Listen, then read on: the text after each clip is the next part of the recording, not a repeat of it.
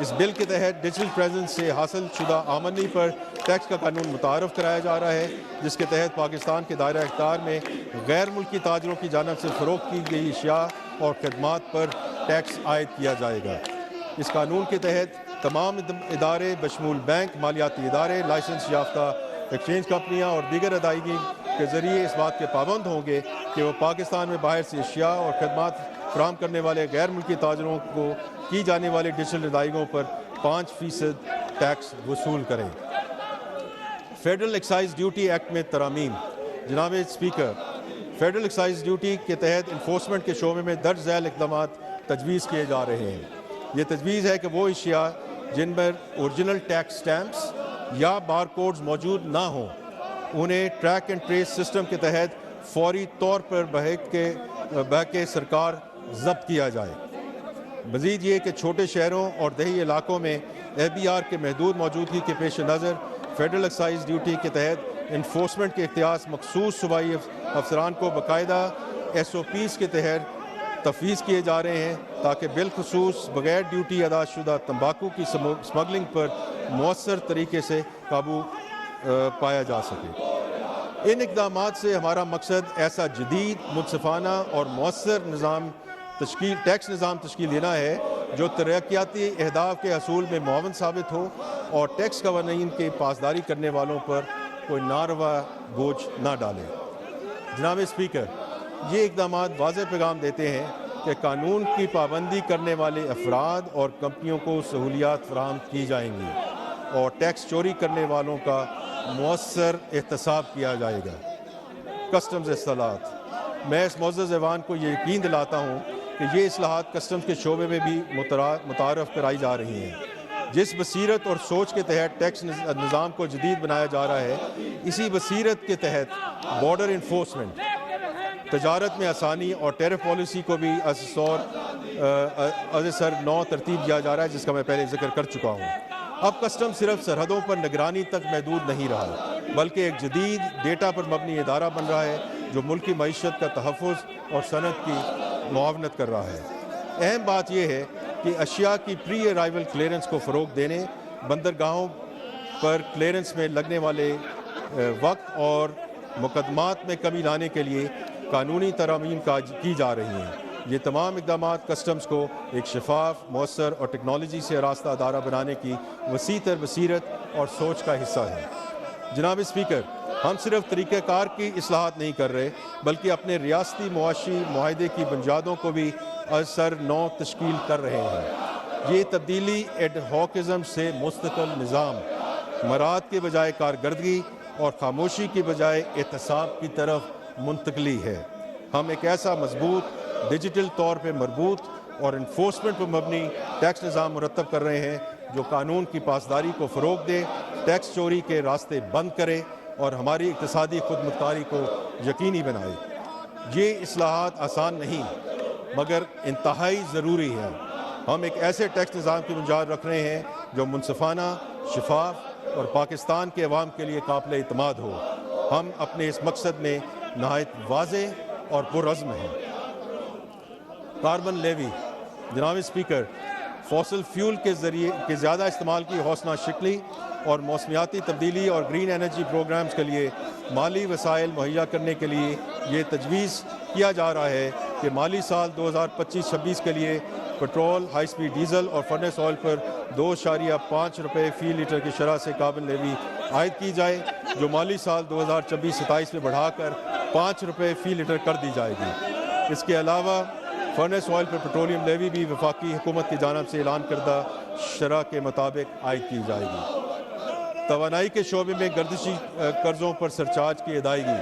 جناب اسپیکر، پاکستان کے توانائی کے شعبے پر ناقابل برداشت گردشی قرضوں کا بوجھ ہے جو گزشتہ مالی سال کے اختتام پر 2393 ارب روپے تک پہنچ چکا تھا۔ اس گردشی قرضے پر کائبور کے علاوہ 2% سے 5.4% تک مالیاتی چارجز عائد ہوتے ہیں اور مالی سال 2025 میں اس کی متوقع لاگت 454 ارب روپے تک پہنچنے کا اندیشہ ہے۔ وفاقی حکومت کا ارادہ ہے کہ موجودہ مہنگی قرضوں کی ری فنانسنگ سستے اور شریعت کے مطابق بینک فنانسنگ کے ذریعے کی جائے اور اس طرح موجودہ قرض کی ادائیگی کے لیے ڈیٹ سروسنگ سرچارج کو صرف منافع یا مارک اپ کے لیے نہیں بلکہ اصل قرض کی ادائیگی کے لیے بھی استعمال کیا جائے۔ اس منصوبے کو عملی جامہ پہنانے کے لیے نیپرا ایکٹ میں ایک ترمیم تجویز کی جا رہی ہے جس سے وفاقی حکومت کو ڈی ایس ایس پر 10% سرچارج ادا کرنے کی پابندی کو کیس ٹو کیس بنیاد پر مخصوص مدت اور مقصد کے لیے بڑھانے کا اختیار حاصل ہو جائے گا۔ جناب اسپیکر، 2 اور 3 پہیوں والی الیکٹرک گاڑیوں کے استعمال کو فروغ دینے کے لیے حکومت پاکستان نے نئی انرجی وہیکل پالیسی تیار کی ہے۔ اس پالیسی کا مقصد پیٹرول اور ڈیزل پر چلنے والی گاڑیوں کے بجائے الیکٹرک گاڑیوں کو ترجیح دینا ہے تاکہ ہم ماحول کو آلودگی سے بچایا جا سکے۔ اس پالیسی کے تحت گاڑیوں کی تیاری اور فروخت کو فروغ دینے کے لیے ایک لیوی عائد کرنے کی تجویز ہے جو معدنی تیل استعمال کرنے والی گاڑیوں کی فروخت اور درآمد پر انجن کی طاقت کے مطابق مختلف درجوں پر لاگو ہوگی۔ یہ پالیسی نہ صرف پاکستان میں ماحولیاتی آلودگی کو کم کرنے میں مددگار ثابت ہوگی بلکہ ہمارے معدنی تیل کی درآمد پر انحصار کو بھی کم کرے گی۔ جناب اسپیکر، اب میں ریلیف اقدامات کی طرف آتا ہوں۔ تنخواہ دار طبقے کے لیے ٹیکس میں کمی کے ساتھ ساتھ حکومت نے اپنی مالی مشکلات کے باوجود سرکاری ملازمین کے لیے ریلیف اقدامات کا فیصلہ کیا ہے جن کی تفصیل یہ ہے۔ وفاقی حکومت کے تمام ملازمین گریڈ 1 تا 22 کی تنخواہ میں 10% اضافہ تجویز کیا جا رہا ہے۔ ریٹائرڈ ملازمین کی پینشن میں 7% اضافے کی تجویز ہے۔ معذور ملازمین کے لیے خصوصی کنوینس الاؤنس کو ماہانہ 4,000 سے بڑھا کر 6,000 کر دیا جائے گا۔ آئین پاکستان میں مساوی حقوق سے متعلق دی گئی شق پر عمل درآمد کرتے ہوئے تنخواہوں میں موجودہ تفاوت کو ختم کیا جا رہا ہے۔ اہل ملازمین کو 30% کی شرح سے ڈسپیرٹی ریڈکشن الاؤنس دینے کی تجویز ہے۔ ملک میں سیکیورٹی کی صورتحال خطرات سے دوچار ہے اور مسلح افواج نے سرحدوں کے تحفظ کے لیے قابل تحسین خدمات انجام دی ہیں۔ ان خدمات کے اعتراف میں مسلح افواج کے افسران اور سولجر جے سی اوز کے لیے اسپیشل ریلیف الاؤنس دینے کی تجویز ہے۔ یہ اخراجات مالی سال 25-26 کے لیے دفاعی بجٹ سے پورے کیے جائیں گے انشاءاللہ۔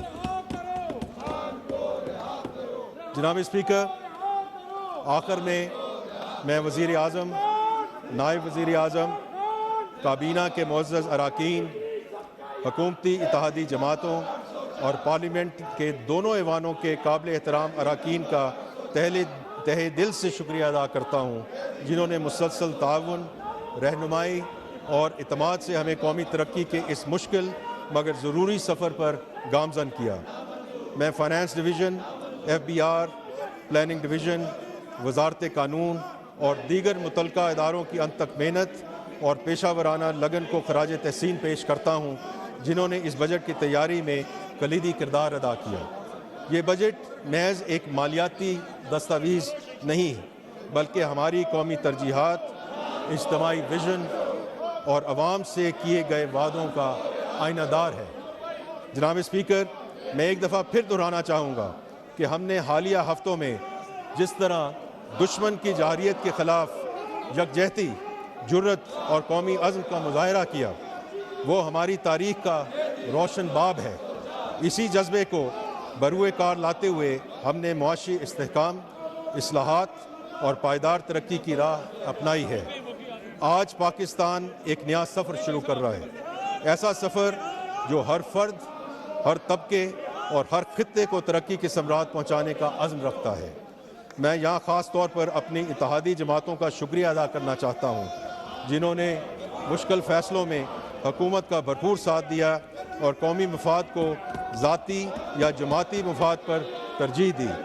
یہی وہ رویہ ہے جو قوموں کو مضبوط بناتا ہے اور یہی وہ اتحاد ہے جو پاکستان کو ترقی اور خوشحالی کی منزل تک لے کر جائے گا انشاءاللہ۔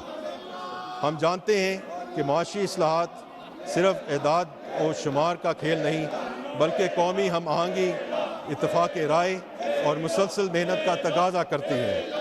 میں آج اس معزز ایوان سے خاص طور پہ حزب اختلاف کے معزز اراکین سے یہ گزارش کرتا ہوں کہ وہ اس قومی مقصد میں ہمارا ساتھ دیں. آئیں ہم سب مل کر پاکستان کے روشن مستقبل کی بنیاد رکھیں. ایک ایسا مستقبل جو شفافیت، شمولیت، پائیدار ترقی پر استوار ہو. اللہ تعالیٰ ہمیں ان نیک مقاصد میں کامیابی عطا فرمائے اور پاکستان کو ترقی، امن اور خوشحالی کا گہوارہ بنائے. پاکستان زندہ باد.